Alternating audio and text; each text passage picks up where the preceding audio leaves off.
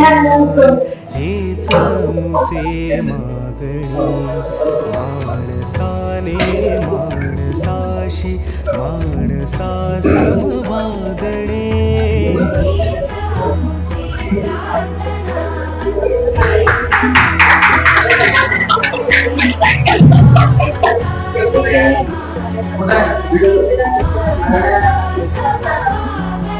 माननीय श्री सुरज धरणे सर यांचे स्वागत माननीय श्री तायवाडे सर अशी त्यांना विनंती करतो.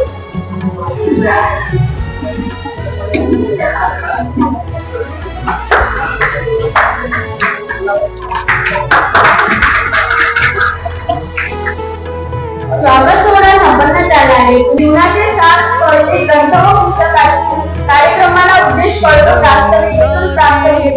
आजच्या कार्यक्रमाचे प्रास्ताविक माननीय श्री तायवाडे सर संचालक चाणक्य अकॅडमी स्टाफ हे करतो. लक्ष्मी त्यांना विनंती करतो. उस्मानाबाद गावामध्ये चाणक्य अकॅडमी या नावाने तुमची सुरुवात सुरू केली. परंतु जवळजवळ 8 वर्षांपासून वडिले शहरामध्ये महात्मा फुले नगर या ठिकाणी ट्युशन क्लास निरंतर सुरू आहे. परंतु मागील वर्षी आणि दुसरं वर्ष हे ट्युशन क्लास आहे आणि पहिली बॅच ही इयत्ता 10वी आणि मागील वर्षी इयत्ता 7वी पासून ते 9वी पर्यंत बॅच सुरू झाल्या. तेच 9वीचे विद्यार्थी इयत्ता 10वी मध्ये पोहोचले आणि हा निरोप समारंभाचा कार्यक्रम या ठिकाणी आपण त्या विद्यार्थ्यांना निरोप देण्यासाठी आयोजित करतो. ह्या विद्यार्थ्यांना लाभलेले त्यामध्ये मी मॅथमॅटिक्स हा विषय इयत्ता 7वी पासून ते 10वी पर्यंत या ठिकाणी शिकवतोय आणि आज ते 9वी 10वीला सायन्स हा सब्जेक्ट शिकवतात. त्यानंतर इयत्ता 7वी आणि 8वी साठी सुद्धा मी मॅथमॅटिक्स शिकवतोय आणि सायन्स हा सब्जेक्ट आदरणीय तायवाडे सर हे 7वी आणि 8वीला शिकवतात. त्यानंतर इयत्ता 5वी आणि 6वी साठी सेमी इंग्लिशला अश्विनी मॅडम त्या टीचिंग करतात आणि इयत्ता 5वी आणि 6वीला फुल इंग्लिश साठी दर्शना तळेकर त्या टीचिंग करतात. अशी आमची 5 शिक्षकांची टीम या ठिकाणी सदैव कार्यरत आहे. आणि आता पुढील विद्यार्थ्यांना अनाउन्स करतोय की पुढील वर्षी या वर्षीप्रमाणे ज्या पद्धतीने सीबीएसई स्टेट बोर्डचा अभ्यासक्रम आपण सर्व विद्यार्थ्यांचा केला त्याच पद्धतीने पुढील वर्षी ही सीबीएसई ची सुरुवात त्या ट्युशन क्लासच्या माध्यमातून आता करण्यात येणार आहे. पोस्ट वेग आहे IAS IPS ऑफिसर काहीतरी बना PSI बनले तरी चालते. लक्षात तहसीलदार नायब तहसीलदार बना. उद्या तुमच्यासोबत बोलायसाठी लोक वेटिंगवर उभे राहते वेटिंगवर. कारण की IAS मॅडम आहे जिल्हाधिकारी एका जिल्ह्याची.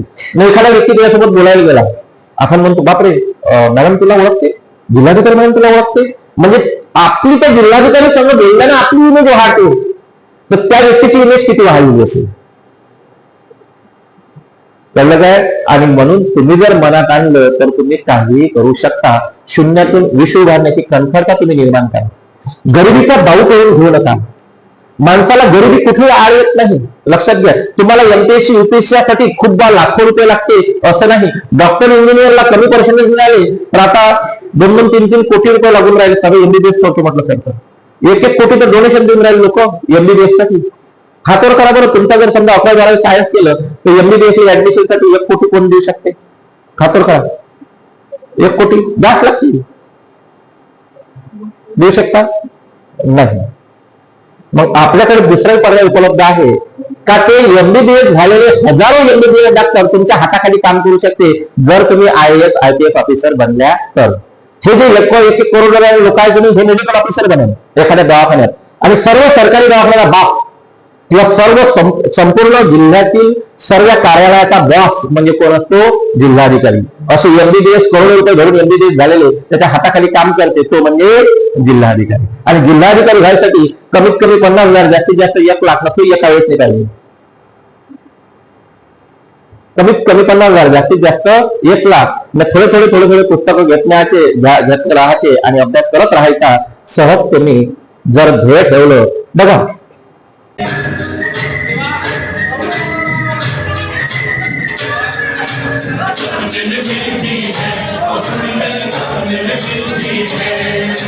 झोला झिंग झुमके में झोपड़िया सी ओए ओए ओए ओए